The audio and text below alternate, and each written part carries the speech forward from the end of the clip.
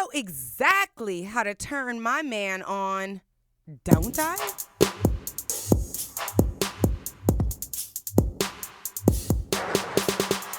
What is up, sapiosexuals? Thank you for turning on Sex in South Beach with your girl, Dr. Sanjaya. And I am so excited because today we have what a Superman joining us. We have Mr. Sebastian Harris. He's a dating coach and world traveler. He offers coaching and one-on-one infield coaching for men who want to overcome their fears and attract beautiful women. Now, I need everybody to give it up, the host of the Global Seducer Quickie Podcast, Sebastian Harris. How was that, Sebastian? Did I get it right? That was the best introduction ever. Perfect. And I'm excited to be on the show.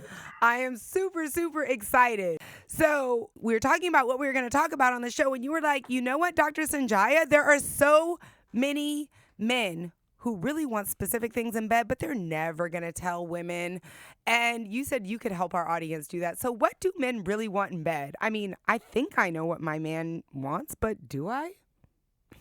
Let's find out. I mean, the first thing that I want to discuss is, especially in our society nowadays, where everything has to be politically correct and everything has to be 50-50 and equal everything, in bed, men don't want equality. It's like the worst thing that can possibly happen is when they have the feeling that they can't live out their dominant side. Men really want in bed is that they want a woman who's happy to submit to them. And that's when they're really excited to have the sexual experience.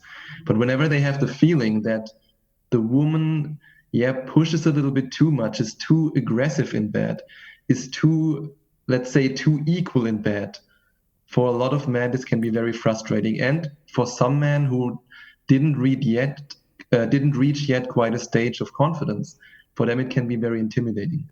Wow, that's really interesting you bring this up because I actually know of a young woman. She's about 32 years old and she considers herself very sexually educated. And she was dating a young man who considers himself, very also sexually skilled, and he couldn't get it up when he was with her. And when we discussed it, it turned out that he was a little intimidated by her because she did have so much sexual education and she did want to openly discuss her sexual desires and preferences. So how should a confident woman, so if a woman is confident and she does know what she wants in bed, she should refrain a little bit or hold back a little bit in order so she doesn't intimidate a man? I wouldn't say holding back. I would say she should initiate sex in a teasing, playful way. The aggressive way can be very intimidating for men. But when you do it in a playful way, in a teasing way, like for example, slowly unzipping his pants, slowly taking his clothes off, those kind of things. So I give this seduction class every now and again. I just did one at La Perla Lingerie, which was standing room only. And I was teaching women the power of saying no very seductively. Because sometimes my husband he'll say, "Hun, can you get me, fill up a glass of wine or get me a drink from the kitchen?" And I might say, no, I really can't do that until, I have this itch. It's right in between my thighs. I'm really going to need that scratched before I'm able to get a glass of wine for you, honey. So when you say teasing and seductive, would that be threatening even if a woman says no? That would be not threatening. That's exactly what men want. It's like this inviting teasing, basically, so that we know, okay, now we can make a move. Now she wants us to make a move. And that's also actually a point that I want to discuss. What I know from a lot of men, from talking to men, a lot of them don't want and don't appreciate this whole playing hard to get game, especially nowadays, because there's this whole consent thing and they're always scared, oh, can I make this move? Is it okay if I do that? And then when it's too much playing hard to get, if it's not in a playful way, and some women maybe try to do it in a playful way, but they don't, they're not so calibrated. They just can't communicate it in a playful way. And then it can again be intimidating for guys. For example, when when you're in a dating process with a girl and she really wants to sleep with you. But in her mind, she's like, oh, I can't do that. I can't go in for the kiss. Otherwise, he thinks I'm easy. Otherwise, he thinks I'm the slut. Oh my God, what can I do? And then she blocks him, but not in a fun way. And then this creates this friction. So she actually wants to sleep with him. She wants him to persist, but he's afraid, oh shit, if I make another move, will I get into trouble? Actually, many clients who have this problem nowadays, who always ask me, hey, can I do this? Can I do that? And I mean, it depends in which country you are, of course. Well, But I would disagree with you on that it depends on which country you are, because regardless of the laws in the country, men should still respect women. no, And that's not what I mean. That's not what I mean. Like of course, men should respect women. I mean, the level of fear of men depends on the country. right. Okay. So let's say a woman does want to have sex. What should she do if she wants to I have mean, this, sex with a man, but yeah. she doesn't want to scare him off? And let me qualify this, because most of our listeners, they don't want to have sex just one time. I would say having sex one time, that's just like for a woman opening up a can of worms. Like, what's next? When's the second time or the third time? Because I think the third time is usually better than the first time. I hope. I totally agree with that as a guy. Yeah, So that's if true. she wants to know, she's like, I don't think a lot of women are necessarily trying to play hard to get, because they want to know, and it's a scary conversation. What comes if I have sex with you now? What happens next? Right? I mean, the one thing that I as a guy always like when girls do that is to do this, yet to block the kissing attempt or to block the attempt to sex or to undressing, but to do it in a way where she's still smiling, she's still giggling, and like this, oh, not yet, it's a little bit too soon. To give the guy the signal, okay, I'm interested in you. You're not stepping over this line, like you're not doing something that I don't want, but I don't want it right now, but I will want it in the process. And Got then it. this gives guys the confidence to go to, yeah, to persist and to not be afraid of the next step. Okay, so men want a woman who's going to submit in bed. Should she voice her expectations? Because I have a rule, no licky, no dicky. There's like, if it ain't good enough to lick, it certainly is not good enough for your dick, right? And I also think from a health perspective, men should be trying to go down, because if there is some sort of odor or something that deters you from wanting to kiss her, then you should probably not put your penis in that. But I think so what if a woman, things are going too far, and I know that as a global seducer, like, most women need something other than penetration. They need something to become really excited or to have an orgasm during sex. So should a woman share what she wants and also be submissive? I think the perfect time to share these things, in my experience, once you had sex for the first time. Like, because So the first time should just be like a freebie, like volunteer. Like, I just got to go when you do this work. I'm doing my service, because the second time we're going to have a conversation. because when you address it in the beginning, it's the same as a guy, for example. As a guy, I also like to talk with women openly about what I want. But if you haven't had sex yet, then it's often very difficult to talk about these things, because then it's like this weird, awkward situation where you both want it to happen, but you don't want to, like, again, she plays hard to get. He doesn't want to push too much, and then it's really hard to bring that up. But when you had sex once, even if he didn't fulfill all the criteria, maybe, then you can still talk about it afterwards. And I really think that after the first time sex, when you're still lying in bed together, when you're cuddling, when you're just talking, then you can address these things. What do you like? What do you like? And then you can share your sexual fantasies, and then you can make it even better the second time. Awesome. Now let's talk about sexual skills. I really think women should develop their sexual skills. Not only should they know what excites them, but I think they should also be good. I mean, I think Sure, women of should be course. good in bed. So they should know the power of squeezing their vaginal walls while the penis is inside of them. They should know great ways to stimulate him orally. Oh Um, yeah, that's the most important thing, at least for me, but maybe that's highly subjective. I don't know. is that because she can't talk while she's doing it? It's because it's the perfect way of teasing. Like when a girl goes down on you, it's just perfect. There's nothing better. There's nothing better. So you hear this, ladies. Be submissive, but don't be shy in trying to go down. Yeah, like by being submissive, I don't mean like this in the kind of 50 Shades of Grey way, not necessarily. But I mean it in the sense that you allow him to take over the lead so that he's confident in bed. So basically, if your sex skills are too good when you're first getting to know a man, if your sex skills are too good and you're too dominant in bed, he could just get intimidated away. Yeah. He could happen. Yeah. Not with every man. I mean, if you're confident in bed, then most likely not. But for guys who are not that experienced and not that confident, then it can happen. Yeah, for sure. You know, this reminds me, I once worked with a lesbian couple. And, well, actually, it wasn't a lesbian couple. It was a woman who was dating a man now, but she had previously dated a woman. And she said what she learned in that relationship, which really helped her relationship with her man, was that there's so many other things to do than sex.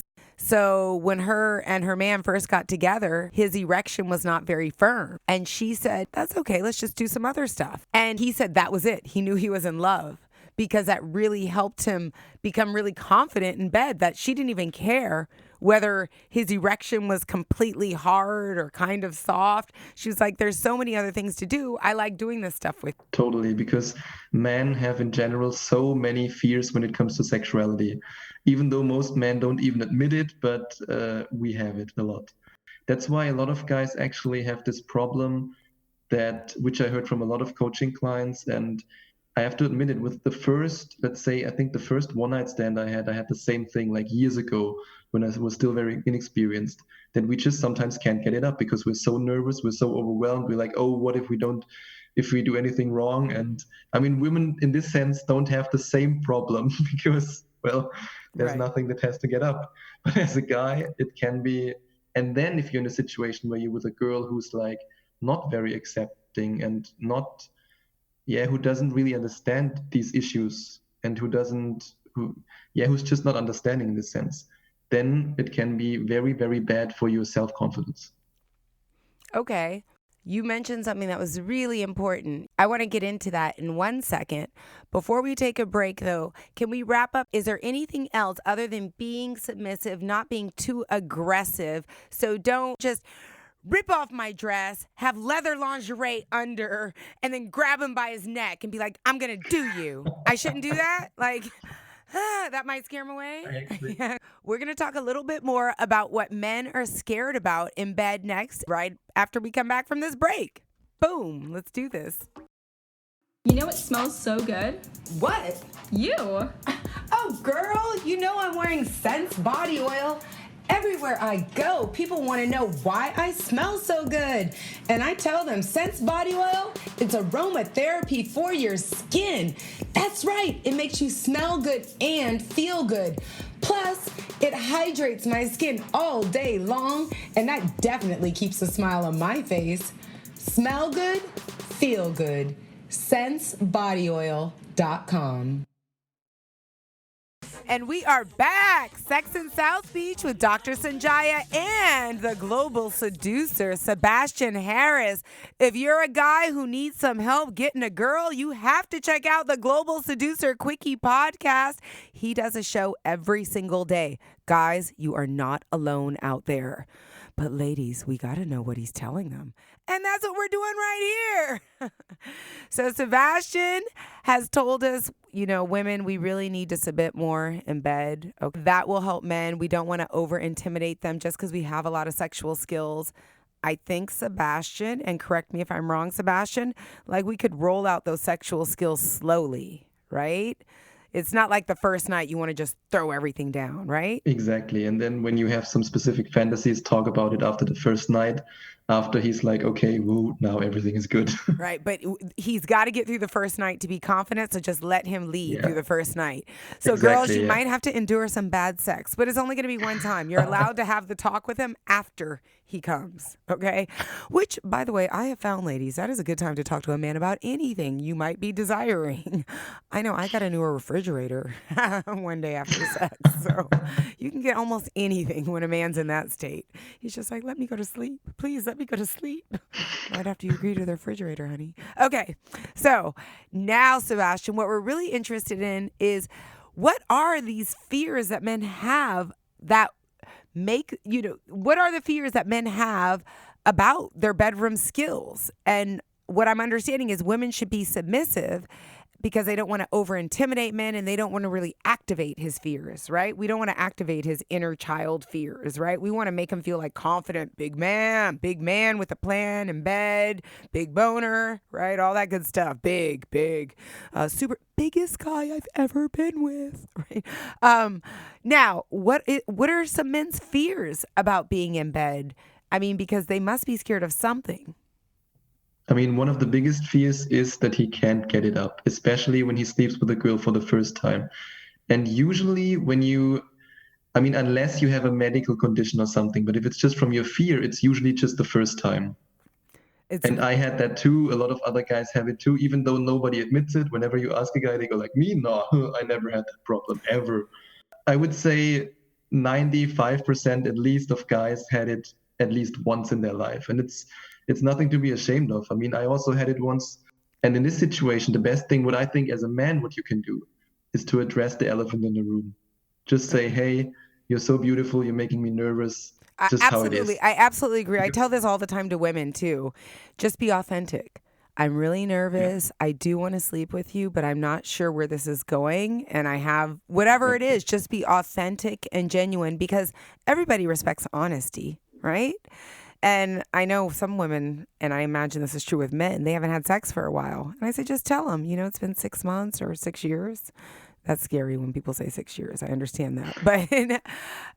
But still, yeah, the more honest you are, the better. And in this situation, guys tend to do this whole thing of like, that never happened before. I still remember that I had one coaching client who actually accidentally insulted the girl because he tried to get the guilt from not getting it up onto her so that he's like, oh, I'm the great guy, I'm whatever. I don't And I know was what like, it is about you that I can't get that's it the up. worst. That's the worst thing ever. Like you should just own it. Say like, okay, it happened. I'm It's with okay. you. If you're a man who can't get it up and you told a woman that I don't know what it is, it must be something about you, I'm with you. That is the worst thing ever, Sebastian. You need to contact Sebastian Harris and get yourself some coaching. That's number one. From what I'm understanding, this is very, very common. And you're making me think about this time in college. I guess I should have gone out with that guy again. But he was a very smart, I think it was after college, but we had dated for a while and we always went on a date right after I finished teaching sex class at the university. So I would teach the sex class and then we would go on a date. It was just the schedule. Maybe the class was on Friday or something. I can't remember. It was a long time ago, but we talk about class. So every dinner conversation was about whatever sex discussion I had just had with these college students. So by the time it got to him and I getting down, he could not get it up. And I was like, you're 29. Is something wrong with you? Like, what's going on? I hope you didn't say that to him. So what I did say, because I'm a scientist, I said, do you have diabetes? You need to get checked out. Which Jesus, I agree. that poor guy. That was the wrong thing to say. And you know what? I don't know why it didn't work out. We didn't go out anymore. Yeah, I guess that was it. I mean, he was probably completely overwhelmed, like, oh fuck, she has all these ideas, like she knows everything. Absolutely. And then she tells me I have diabetes. Oh God. Well, that's exactly. I told my girlfriends that I was still single after him because that didn't work out. And I said, I'm never going to go out on dates with a guy right after I finish teaching a sex class because I think they think you know all this sex stuff and it scares them. And so what you're saying is that it actually does scare them, that men do have a lot of fears around whether or not they're going to be able to satisfy a woman in bed. And their number one fear is whether or not they're going to be able to get an erection. And it might not be because of a physical problem. It could be just because they're It's just mental. I mean, I still remember that when I had that problem and I couldn't get it up. I mean, I was then just making out with the girl because I was honest. I was making out with her, fingering, all the other stuff. And then at some point, I got comfortable. My brain shut a little bit down. I got in the mood, and then boom, it worked. It's like Awesome. that easy. If you're honest about it, it's that easy. Right. And I think that's a real conversation that needs to be had, especially, I don't know if you know this, Sebastian, but Miami, where we are, has the highest rates of erectile dysfunction in the entire nation. And I know why. I see Why? Yeah. why. One reason, and of course, we really don't know the real reason, but one reason we suspect is if you're out partying all night, you might not be able to get it up simply because your body hasn't recuperated enough or you haven't gotten enough rest for your hormones to regulate themselves enough to respond when you're excited. That could be a real reason. So I know at the hospital where I work at the University of Miami at the medical center, we have a urologist there, and he's like, a 28-year-old guy comes in for Cialis or Viagra because he couldn't get it up one time. And they give them a very low dose, like 5 milligrams or something. And they said it's almost a placebo because they know that they don't have a problem really getting it up. He must have been intimidated because the girl was so beautiful, or maybe he didn't get enough sleep, or maybe there's some other issue. Maybe he did too many drugs, whatever is I mean, going on. what I can imagine, but maybe like I don't like I don't want to criticize the American culture now, but when I was in Miami, it's like this very fake, stylish party culture type of thing that can be very intimidating for guys when they have the feeling that the girls are all kind of extremely confident, extremely sexually aggressive, and this can be intimidating for guys, and then that can naturally lead to these issues. Wow, that's interesting. And I would agree with you. There's a lot of plastic surgery here, a lot of big boobs here. When I was in Miami, but that was like really, really years ago, I had the feeling that the girls are way more sexually confident and way more sexually aggressive than in most parts of Europe, for example. Tell me, what other fears do men have other than not being able to get it up and not being able to satisfy a woman? I mean, I would say the second biggest fear is that they come too fast.